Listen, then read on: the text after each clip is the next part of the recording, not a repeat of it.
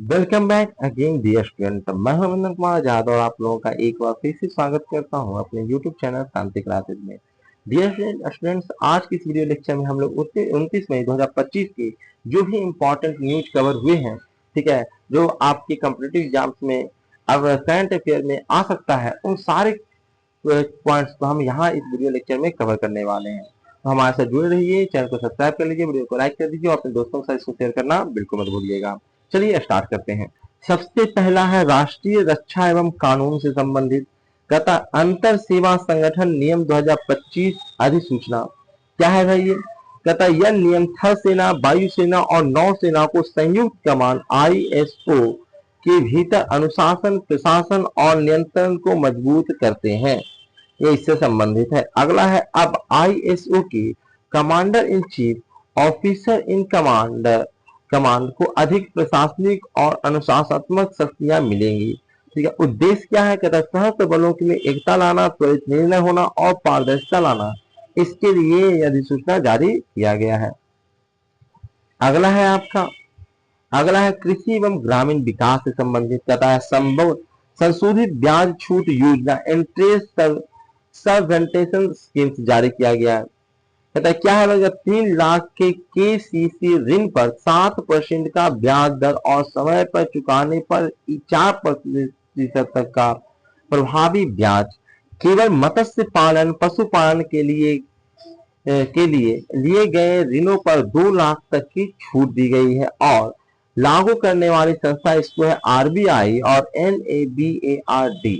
ठीक है, ये इसे लागू करने वाली संस्था है।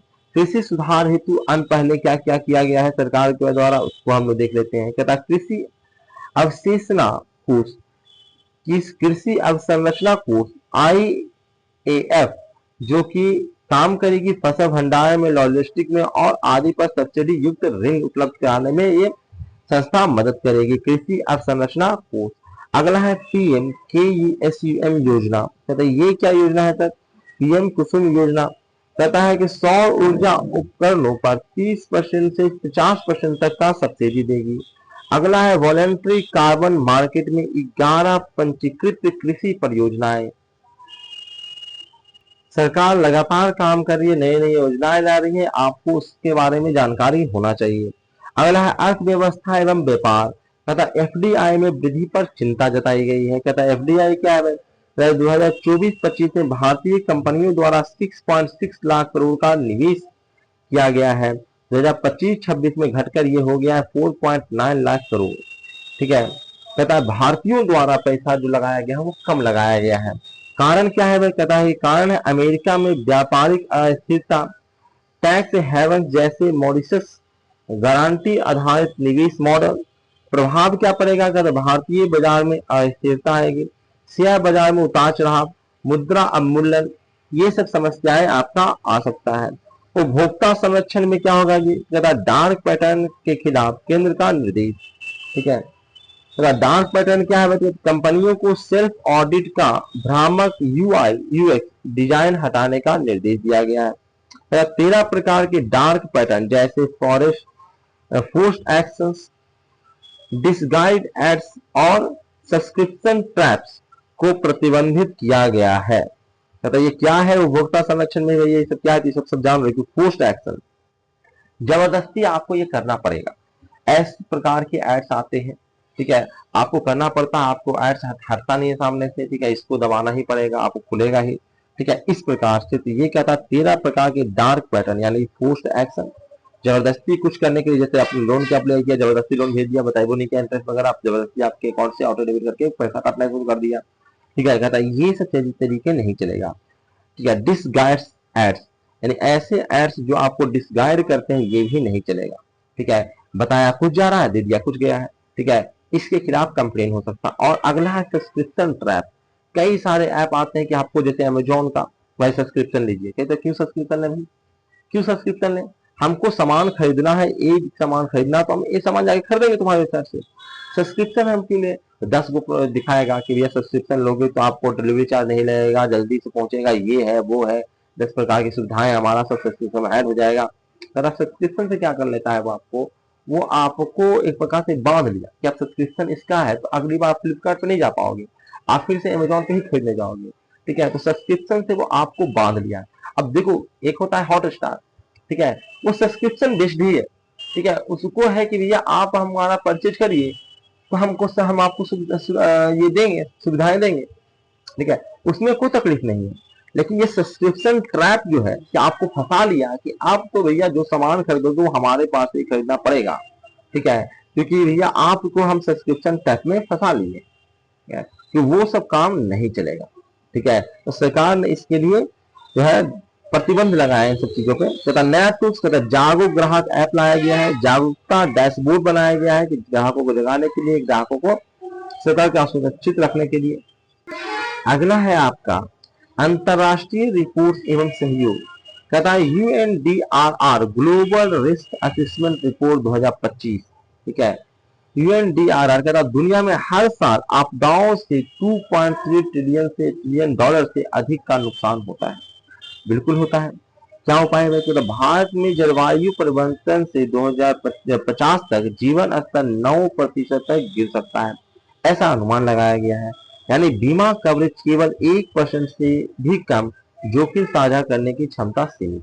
और बीमा कवरेज जो देता है वो कहता है कि 9% तक आदमी का लाइफ गिर सकता है, लेकिन बीमा का जो कवरेज है वो 1% तक का ही है। ठीक है, यानी जोखिम जो है उसको साझा करने की क्षमता सीमित है। तो सरकार ने ये रिपोर्ट तैयार किया है, तो इसके अब आगे काम करेगी कि भैया हम इसमें कैसे काम कर सकते हैं, कैसे हम लोग जो नुकसान लोगों को होगा। क्योंकि अगर नुकसान हो, मान लेते बाहर आके आपने धंधा बसाया, बहुत मेहनत से पूंजी कहीं से इकट्ठा किए, और एक बार कोई आपदा आया और सब कुछ बह गया, तो आपका जीवन स्तर तो बहुत नीचे में गिर गया। ठीक है, ऐसे किसको नुकसान होगा? सरकार को तो अल्टीमेटली नुकसान होना ही है ना। ठीक है, कहीं का व्यवस्था सीधे डूब गया। ठीक है, बाढ़ आया, सब कुछ, सब दुकान दौरी सब लुट गया। ठीक है, सब बर्बाद हो गया, दह गया। ठीक है, तो इससे क्या होगा? अल्टीमेटली वहां के लोग तो गरीब हो गए, सरकार को उसका खर्चा उठाना पड़ेगा। तो इसका उपाय क्या है? कहता बीमा का भाई और व्यवस्था करो बढ़िया से कि जो नुकसान हुआ उसको बीमा कवर हो। ठीक है, ताकि उसका जीवन स्तर न गिरे। अगला कहता है भारत जर्मनी रणनीतिक साझेदारी की 25वीं वर्षगांठ। कहता है ये क्या है? वह भारत जर्मनी का रणनीतिक साझेदारी, कहता है हरित विकास का सहयोग करने के लिए 10 बिलियन ये यूरो है, जर्मनी का करेंसी है, बिलियन की प्रतिबद्धता। ठीक है, अगला संयुक्त राष्ट्र सुरक्षा परिषद हेतु सुधार हेतु G4 सहयोग। ठीक है, संयुक्त राष्ट्र सुरक्षा परिषद में सुधार हेतु जो हम लोग कहते रहे हैं कि सिक्योरिटी काउंसिल में भारत की साझेदारी बनाई है, तो इसके लिए हम लोग देशों से हम बातचीत कर रहे हैं।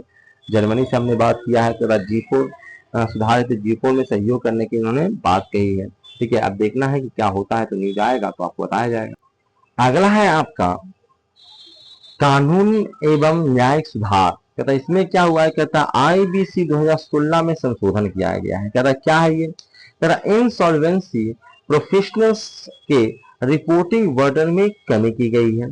सीओसी अब इंटरिम फाइनेंस प्रोवाइडर को वोटिंग राइट्स के बिना ऑब्जर्वर बना सकता है, और जोनल पैनलिंग से एनसीएलटी और डीआरटी में नियुक्तियों में देरी घटेगी।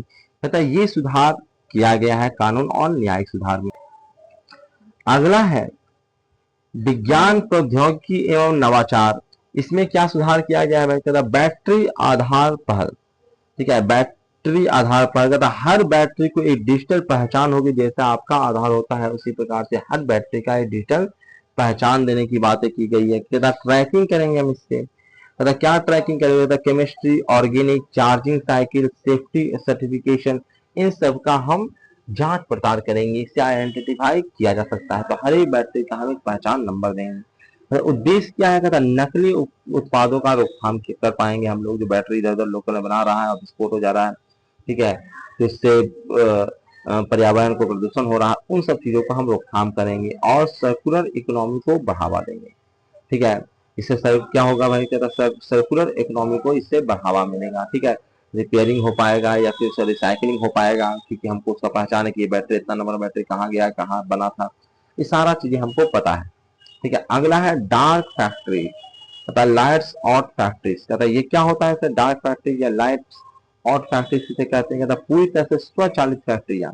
ठीक है, पूरी तरह से स्वचालित, जिसमें किसी प्रकार का ह्यूमन का इंटरफेयर नहीं है, यानी कि रोबोट काम करेगा, एआई काम करेगा, और आईओटी पर आधारित कंपनियों को हम पूरी प्रकार से डार्क फैक्ट्री कहते हैं, लाइट आउट फैक्ट्री कहते हैं, क्योंकि वहां पे इंसान चूंकि काम नहीं कर रहा है, यानी कि वहां पे लाइट की जरूरत आपको नहीं है। ठीक है, इसको कहते हैं हम लोग क्या जी, कहता स्वचालित फैक्ट्रियां। कहता लाभ क्या होगा, कहता इससे इफिशिएंसी बढ़ेगा, कॉस्ट सेविंग होगा और स्केलेबिलिटी होगा। चुनौतियां क्या है, कहता है कि इनिशियल कॉस्ट, भाई रोबोट इतना चाहिए तो इनिशियल कॉस्ट बढ़ जाएगा, साइबर रिस्क बढ़ जाएगा, और अब सबसे इंपॉर्टेंट अनएम्प्लॉयमेंट बढ़ेगा, आपको नौकरी नहीं मिलेगा। ठीक है, तो लाइफ स्टाइल तो बढ़ने जा रहा है, पर आपको रिस्क भी उतना ही बढ़ने जा रहा है। अगला है आपका पर्यावरण एवं मौसम विज्ञान। कहता है WMO क्लाइमेट अपडेट 2025-29, भारत सहित एशिया में सामान्य से अधिक नमी देखी गई है क्लाइमेट चेंज में। कहता 86% संभावना है कि किसी एक वर्ष में वैश्विक तापमान 1.5 डिग्री सेल्सियस से ऊपर होगा, ऐसा आपका अनुमान लगाया गया है। ठीक है, यानी कि क्लाइमेट हमारा चेंज हो रहा है, और ये क्लाइमेट चेंज के समस्याएं हो सकती है। कहता BOW इको वेदर इवेंट्स, तो ये क्या था जी, कहता दिल्ली में तूफान ने ब्लो इको के रूप में रडार पर दिखा, यह तीव्र भूकंप का संकेत होता है। ठीक है, यानी रडार पे हम चीजों को पहले से देख पा रहे हैं। ठीक है, हम तूफान का, ठीक है, अगर हम भविष्यवाणी कर पाए तो बहुत अच्छी बात, उसमें हम लोग कोशिश में है। अगला है GI टैग और परंपरागत उत्पाद। तो क्या है भाई ये, कहता है काला नमक चावल, यानी बुद्ध चावल जिसको हम कहते हैं, काला नमक चावल। कहता है GI टैग प्राप्त इसको हुआ है, उत्तर प्रदेश सरकार द्वारा बौद्ध बहुल क्षेत्रों में निर्यात की योजना बनाई गई है, पौष्टिक पारंपरिक और FAO द्वारा मान्यता प्राप्त है ये काला नमक चावल। ठीक है, और बुद्ध चावल भी कहा जाता है, क्योंकि बुद्ध बहुल देशों में हम इसको निर्यात कर सकते हैं, वो लोग काफी ज्यादा इसको पसंद करते हैं। अगला है आपका कुंभकोणम, ठीक है, वित्रालाई, यानी पान पत्ता जिसको आप कहते हैं, वो इसका नाम है। ये कहता तमिलनाडु में तंजावुर क्षेत्र में उत्पादित होता है, इसमें कई प्रकार के औषधीय गुण होता है, और इसको GI टैग दिया गया है, कुंभकोणम वित्रालाई को, जिसको हम पान पत्ता अपने शब्दों में कहते हैं। 2025 मई 2025 में कुछ पुरस्कारों का भी चर्चा है। तथा कुल जो है 139 पद्म पुरस्कार दिया गया है। अप्रैल में 71, मई में 68 जो है पद्म पुरस्कार दिए गए हैं। 3 श्रेणियों में पद्म पुरस्कार दिए गए हैं, पद्म विभूषण, पद्म भूषण और पद्मश्री। तथा अपवाद स्वरूप डॉक्टर और वैज्ञानिक सरकारी सेवा में होते हुए भी पात्र माने जाते हैं।